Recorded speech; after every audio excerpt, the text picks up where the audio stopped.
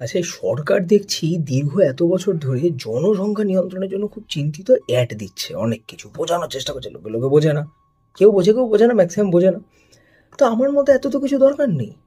Just একটা graph দেখিয়ে দিই খরচাটা, যে ছোটবেলায় একটা বাচ্চা থেকে একদম বড় হবে পড়াশোনার কি খরচা, প্রবলেম সলভড। ছোট একটা স্কুলে আপনি দেবেন নার্সারিতে 15-20 হাজার মিনিমাম প্লাস মান্থলি। আস্তে আস্তে আপনি হাই স্কুলে ওঠাচ্ছেন বাচ্চাকে, আরও কমে যাচ্ছে। এরপর কলেজে আমার তো 3-4 হাজার ইয়ারলি ছিল, মনে হয় এরই আশেপাশে কিছু হবে, আপনাদের হয়তো তাই। এরপর আপনি পিএইচডি করতে যাবেন, ধরুন আরও হাইয়ার, মানে আরও যদি জীবনে সময় নষ্ট করতে হয়, টাকা আরও আপনি পাবেন আপনার দেওয়ার থেকে বেশি, বা দিতেই হবে না আপনাকে। এরপর যদি পোস্ট ডক বলে লাস্ট একটা জিনিস হয়, সেটা করলে আরও টাকা আপনি পাবেন। তো হয়ে গেল, এটা জানিয়ে দিই। স্কুলে ভর্তি করা সবচেয়ে কষ্টকর, আস্তে আস্তে যত বড় হবে সব থেকে কম খরচা। লোকের এমনিই বাচ্চা নেবে না, একদম ডাইরেক্ট দামড়া বাচ্চা অ্যাডপ্ট করবে। মানে আমি তো তাই করবো।